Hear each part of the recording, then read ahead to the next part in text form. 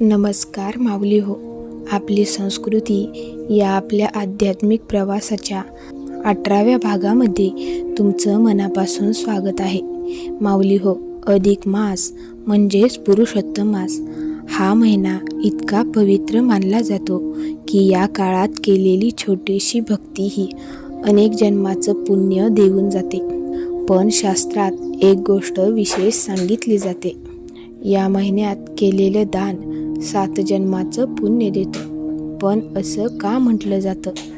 दानामागचं खरं रहस्य काय आहे? कोणतं दान सर्वात श्रेष्ठ मानलं जातं? आणि दान करताना कोणती चूक टाळावी? आजच्या ह्या भागात आपण जाणून घेणार आहोत दानाचं आध्यात्मिक महत्त्व, एक हृदयस्पर्शी सत्य घटना आणि अधिक मासातील काही गुप्त नियम. म्हणून हा भाग शेवटपर्यंत नक्की पहा, कारण कदाचित हा व्हिडिओ तुमचं आयुष्य बदलून टाकेल. दानाचं खरं महत्त्व काय आहे? माऊली हो, आजच्या ह्या काळात अनेक लोक दान करतात, पण शास्त्र सांगतं दान फक्त पैशाचं नसतं. दान म्हणजे मनातील करुणा, भुकेल्याला अन्न देणं, तहानलेल्या माणसाला पाणी देणं, दुःखी माणसाला आधार देणं, हे सुद्धा दानच असतं. अधिक मासात दानाला विशेष महत्त्व दिलं जातं, कारण हा महिना भगवान विष्णूंना अत्यंत प्रिय आहे. 7 जन्माचं पुण्य म्हणजे काय पाहूयात आपण. अनेकांना प्रश्न पडतो, 7 जन्माचं पुण्य म्हणजे नेमकं काय? माऊली हो, याचा अर्थ असा नाही की लगेच चमत्कार होईल, तर या महिन्यात केलेल्या चांगल्या कर्माचं फळ दीर्घकाळ आपल्या आत्म्यासोबत राहतं.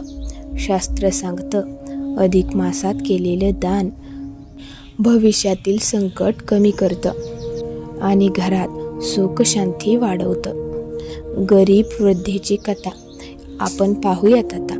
एका गावात गंगाबाई नावाची एक वृद्ध महिला राहत होती.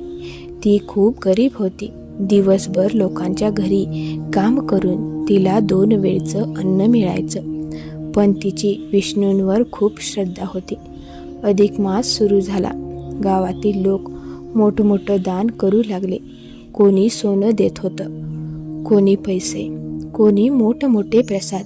गंगाबाई शांतपणे हे सगळं पाहत होती. तिच्याकडे दानासाठी काहीच नव्हतं. त्या रात्री ती देवासमोर बसली आणि रडू लागली, हे प्रभू, माझ्याकडे द्यायला काहीच नाही.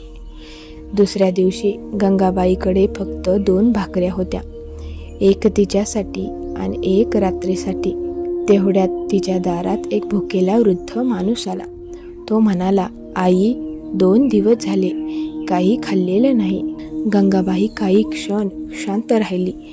तिच्याही पोटात भूक होती, पण तिने स्वतःची भाकरी त्या वृद्धाला दिली. वृद्धाच्या डोळ्यात पाणी आलं. तो हसून म्हणाला, आई, आज तू मला नाही, देवालाच अन्न दिलंस. त्या रात्री गंगाबाई झोपली आणि तिला स्वप्न पडलं. स्वप्नात भगवान विष्णू दिसले. संपूर्ण घर तेजाने उजळलं होतं.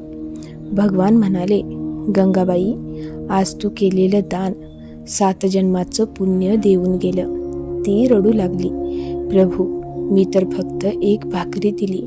भगवान हसले, दान वस्तूचं नसतं, दान मनाचं असतं. सकाळी गंगाबाई उठली आणि गावातील एक श्रीमंत माणूस तिच्या घरी आला. तो म्हणाला, आई, काल रात्री मला स्वप्नात आदेश मिळाला, आजपासून तुमची जबाबदारी माझी. त्या दिवसानंतर गंगाबाईला कधीच अन्नाची कमतरता भासली नाही. पण माऊलीनो, या सर्व दानांपैकी सर्वात श्रेष्ठ दान कोणतं? माऊली हो, शास्त्रात काही दान विशेष श्रेष्ठ मानली जातात.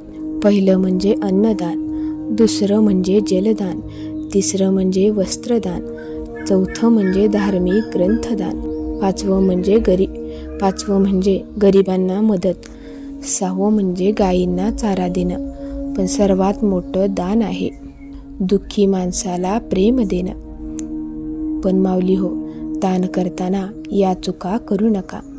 दिखावा करू नका. दान करून अहंकार ठेवू नका. अपमान करून दान देऊ नका. कारण दानाचं फळ वस्तूमध्ये नसतं, तर भावनेमध्ये असतं. आता अधिक मासातील विशेष उपाय काय करावा? या महिन्यात शक्य असेल तर दर गुरुवारी अन्नदान करा. तुळशीला पाणी अर्पण करा. ओम नमो भगवते वासुदेवाय हा मंत्र म्हणा. एखाद्या गरीब व्यक्तीला मदत करा.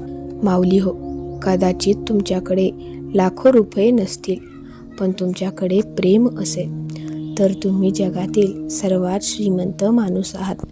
लक्षात ठेवा, देव पैशाकडे पाहत नाही, तो मनातील भावना पाहतो. म्हणूनच या अधिक मासात शक्य तितकी मदत करा, कारण कदाचित तुमचं छोटंसं दान एखाद्याचं संपूर्ण आयुष्य बदलून टाकेल. जर तुम्हाला हा भाग आवडला असेल तर व्हिडिओला लाईक करा आणि ओम तत्सत मराठी या परिवाराचा भाग होण्यासाठी आपल्या चॅनलला सबस्क्राईब करा. तुम्ही अधिक मासात कोणतं दान करता किंवा केलेलं आहे ते मला कमेंट करून नक्की सांगा. पुन्हा भेटूया अशाच एका भक्तिमय आणि रहस्यमय विषयासोबत. तोपर्यंत दान करा आणि मनातला प्रकाश वाढवा. जय श्री विष्णू.